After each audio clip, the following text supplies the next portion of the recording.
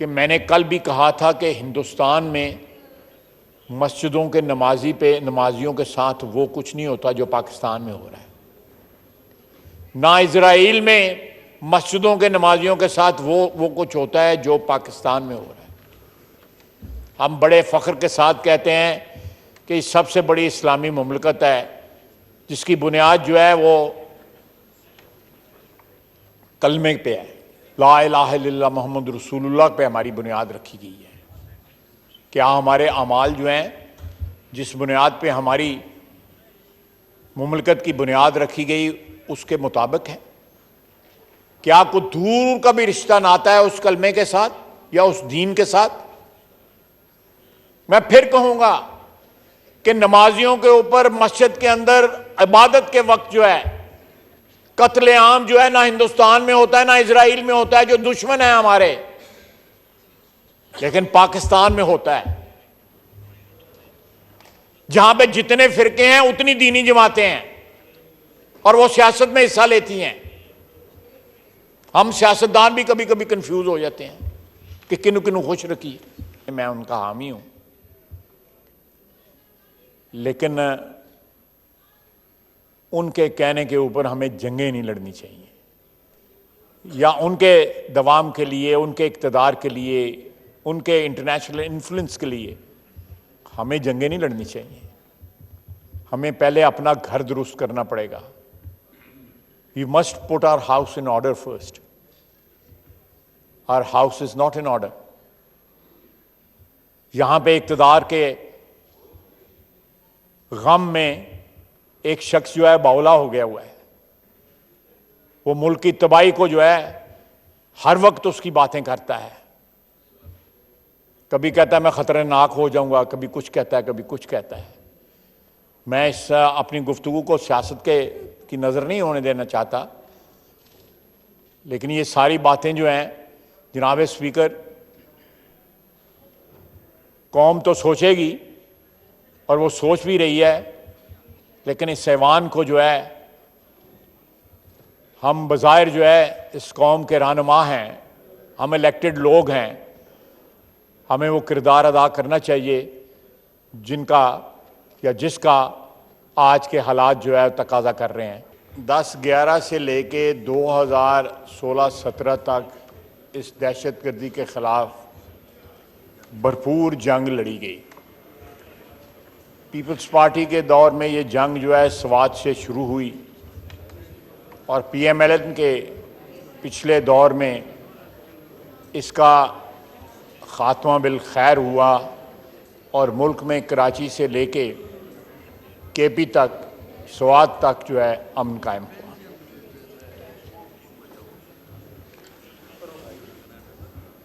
फाजिल मेंबरान से गुजारिश है कि क्रॉस टॉक ना करें। ये बड़ा अहम वाक़या है जिस पर जो है वो वफाकी वज़ीर साहब जो है वो बात कर रहे हैं। शुक्रिया।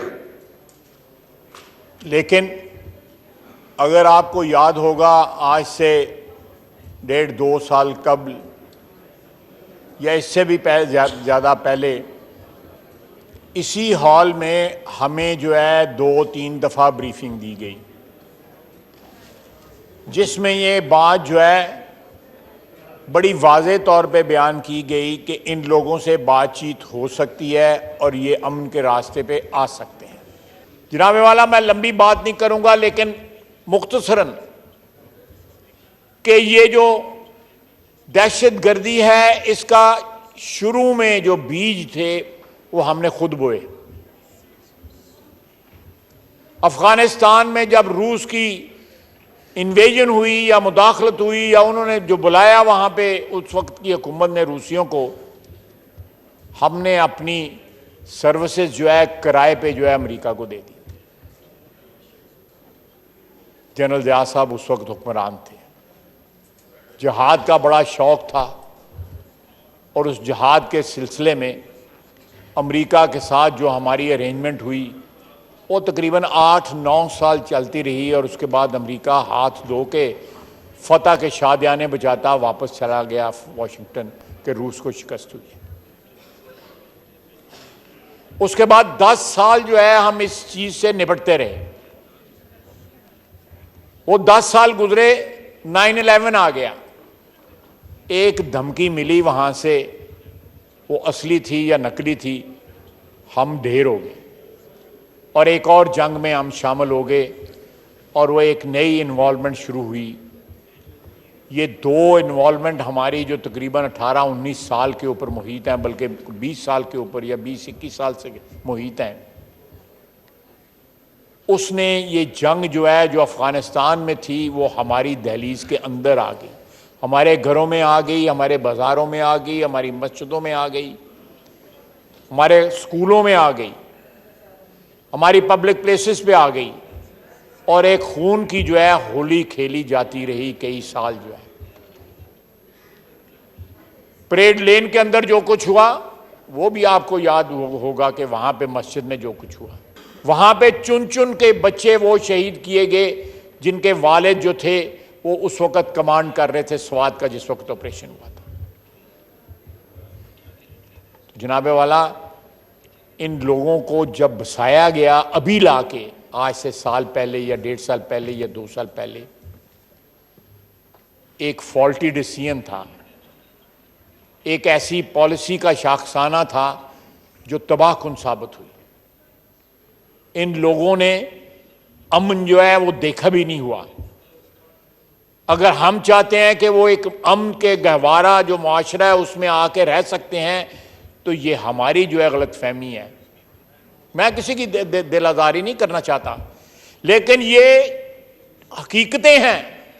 इसको जब तक कौम जो है वो फेस नहीं करेगी, हमने आज से 1.5-2 साल कबल जो है इन ब्रीफिंग्स के नतीजे में जो भी फैसले किए गए वो कोई इस हाउस ने मंजूर नहीं किए थे, यहां पे कोई डिबेट नहीं हुई थी।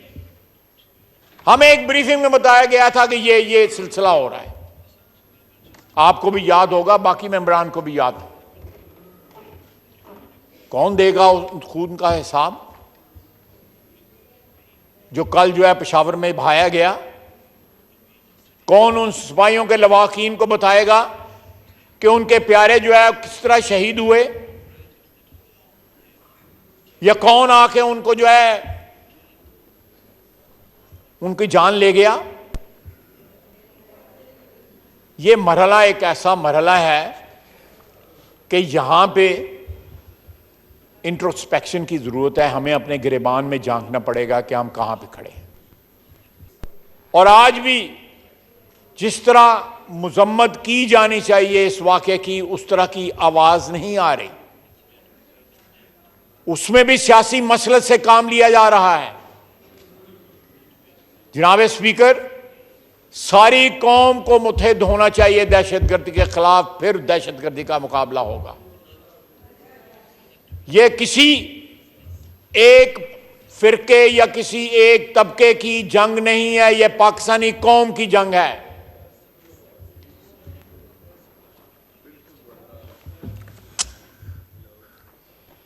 जी जनाब, यह सारी कौम की जंग है।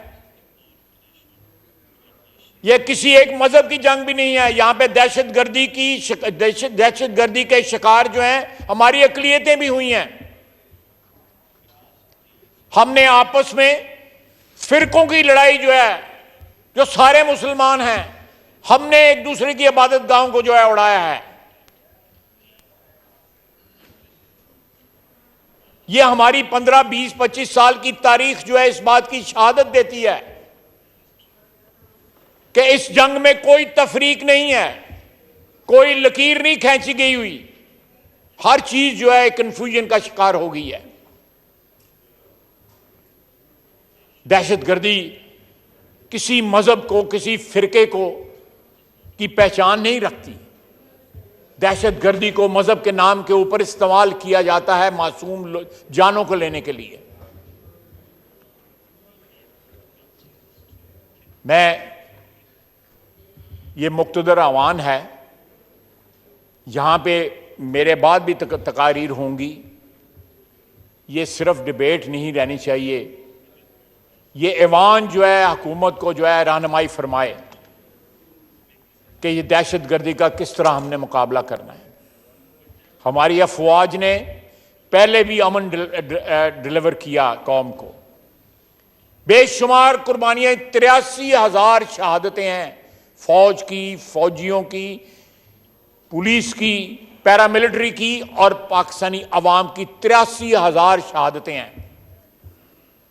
$126 बिलियन जो है हमने इस दहशतगर्दी की जंग में, क्या दुनिया में कहीं हमारी इस वजह से इज्जत होती है या दुनिया एक्नॉलेज करती है?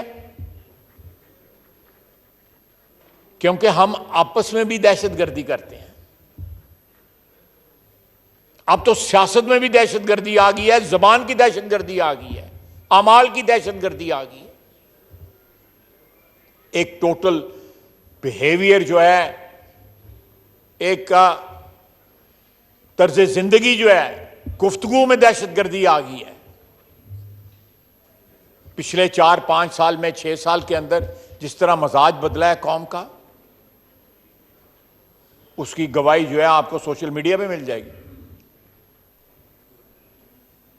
ये किस तरफ हम जा रहे हैं? इस तरह तो मैं फिर कहूंगा कि $126 बिलियन हमने लूज किया। हम 400-500 मिलियन डॉलर के लिए जो है भीख मांगते हैं सारी दुनिया में। हमने अपना मुल्क जो है सारे का सारा जो है वो गिरवी रख दिया हुआ है। आज से 50 साल से ज्यादा हो गया है बांग्लादेश जो है वो हमसे, मशरकी पाकिस्तान जुदा हुआ। जिस तरह हमारे हालात हैं उनके तो हालात नहीं है। उनकी मईशत जो है और हमारी मईशत का कोई कंपैरिजन नहीं है। हमें ये सुपर पावर्स का आला कार बनने का शौक बड़ा पुराना है। और क्या वो ताकतें आपके साथ खड़ी हैं? कोई नहीं खड़ा। इस जंग में पाकिस्तान जो है अकेला है।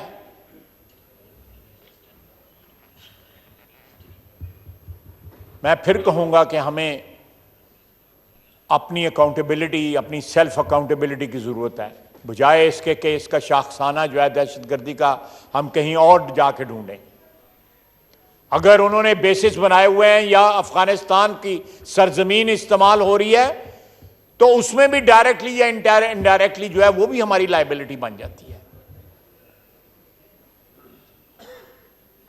हम अफगानिस्तान की बेहतरी चाहते हैं, हमारा बरादर मुल्क है, उसमें अमन होगा तो हमारे भी यहां पे अमन होगा। लेकिन पिछले 25-30 साल की जो है जरा तारीख तो उठा के देखिए कि हमने वहां पे क्या क्या किया। 40 साल की, 50 साल की, 70 की दहाई से ये शुरू हुआ, मुहाजिरीन आने शुरू हुए। क्या मुहाजिर 4.5 लाख अफगानी जो है पिछले साल, 1.5 साल के अंदर वैलिड डॉक्यूमेंट्स पे पाकिस्तान वापस आया और पाकिस्तान आया और वापस नहीं गया।